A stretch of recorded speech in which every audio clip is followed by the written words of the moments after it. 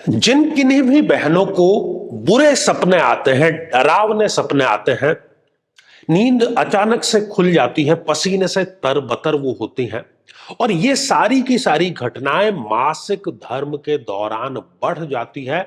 Medical science ये मानता है कि शरीर में खास तौर पर इस मस्तिष्क वाले हिस्से में जब ब्लड की सप्लाई कम हो जाती है तब इस प्रकार की घटनाएं होती है।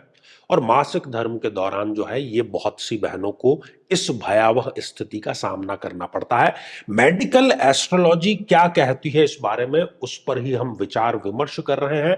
अपनी जन्म पत्रिका अपने समक्ष खोल करके रख करके फिर आप ये एपिसोड देखिए ताकि पूरी वैज्ञानिक कसौटी पर हर एक बिंदु आपको समझ में आ जाए। तो मेरे बहुत ही प्रिय और बेहद सम्मानित साथियों, हृदय की असीम गहराइयों से अभिनंदन, बहुत बहुत हार्दिक स्वागत।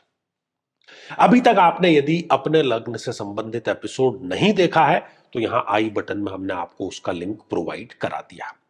नाइट मेयर, भयावह सपने, बहुत ही आम समस्या ये है। किशोर अवस्था से लेकर के आगे की चाहे हम अधेड़ उम्र तक की बात करें, कई महिलाएं इसका सामना करती हैं। वृश्चिक लग्न की आज हम बात करेंगे। तो वृश्चिक लग्न की जन्म पत्रिका में वैसे तो चंद्रमा एक योग कारक, एक शुभ, एक अच्छा रिजल्ट देने वाले ग्रह हैं, लेकिन उनकी प्लेसमेंट ये निर्धारित करती है कि वो योग कारक रहे या नहीं रहे। सबसे पहली बात, यदि चंद्रदेव स्वयं उठ करके इस छठे भाव में विराजमान हो जाते हैं तो बहुत बुरे सपने आते हैं, खासतौर पर मासिक धर्म के दौरान। ये जो बुरे सपने हैं किसी शत्रु बाधा से संबंधित हो सकते हैं, भविष्य को लेकर के किसी रोग से ग्रसित होने से संबंधित ये हो सकते हैं। साथियों, चंद्रमा यदि इस अष्टम भाव में आ जाए तो ये जो समस्या है ये बहुत गहरी, बहुत सीवियर, बहुत क्रोनिक, जिसको हम कहते हैं गंभीर स्थिति तक ये चली जाती है। यदि यही चंद्रदेव इस द्वादश भाव में, 12th हाउस में विराजमान है, तब भी बहनों को इस प्रकार की समस्याओं का सामना करना पड़ता है।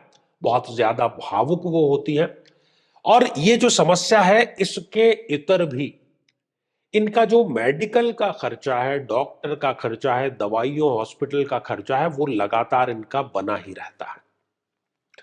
साथियों, यदि यही चंद्रदेव नीच राशि के होकर के और लग्न में विराजमान हो जाए तब भी ये इस प्रकार की जो समस्या है वो इनको आती ही आती है। इनको ऐसा भी एक एहसास होता है कि जितने भी लोग हैं वो सारे इनके दुश्मन ही हैं। भविष्य की जो ये दृष्टि रखती है वो नेगेटिव दृष्टि ही रखती है और इस प्रकार के भयावह सपनों का इनको सामना करना पड़ता है।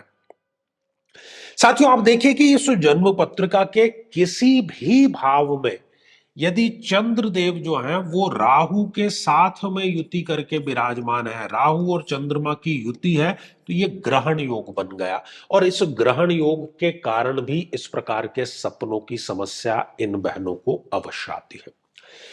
यदि जन्म पत्रिका में कहीं पर भी चंद्र और केतु की युति है, ये भी ज्योतिष की भाषा में हम इसको ग्रहण योग ही कहते हैं, इसमें भी इस प्रकार की समस्याएं इन बहनों को जो है वो आमतौर पर देखी गई है।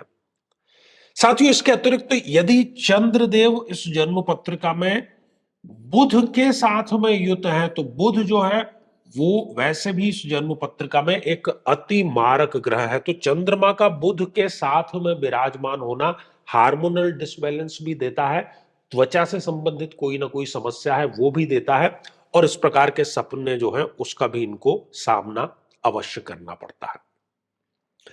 साथियों, इसके अतिरिक्त आप देखिए कि शुक्रदेव भी इस जन्म पत्रिका में एक अति मारक ग्रह है।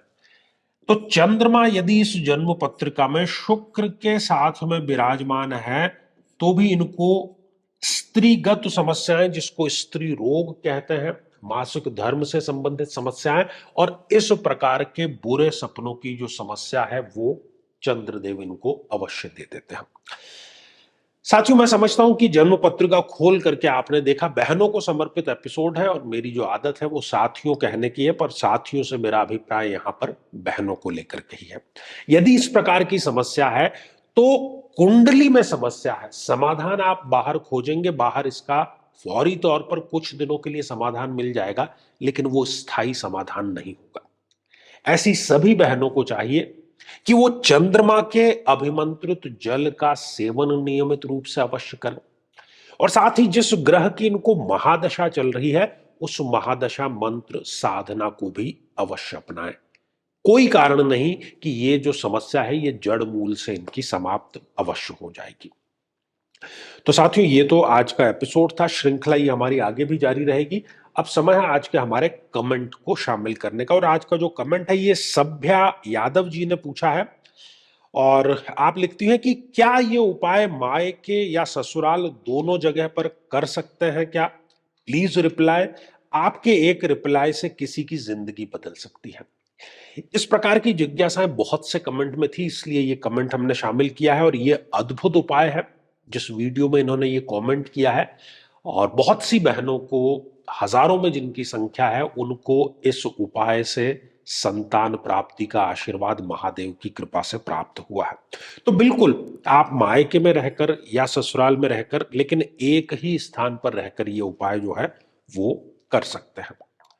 साथियों, यदि आप भी चाहते हैं कि आपकी कुंडली का सूक्ष्म विश्लेषण हो, समस्या का समाधान हो, तो आगामी समय में मैं स्वयं इन शहरों में उपस्थित रहूंगा। आप समय लेकर के मिल सकते हैं, या फिर टेलीफोनिक या वीडियो कॉल के माध्यम से आप जुड़ सकते हैं। यदि आप चाहते हैं निःशुल्क किसी एक प्रश्न का उत्तर, जो कि हमारे आचार्य चंद्रकांत चैनल पर प्रति शनिवार दोपहर 3 बजे लाइव कार्यक्रम आता है, तो हमारे इस वीडियो को हाइप करके और उसका जो स्क्रीनशॉट है वो दिए गए व्हाट्सएप नंबर पर जरूर भेजें। श्रृंखला हमारी जारी रहेगी।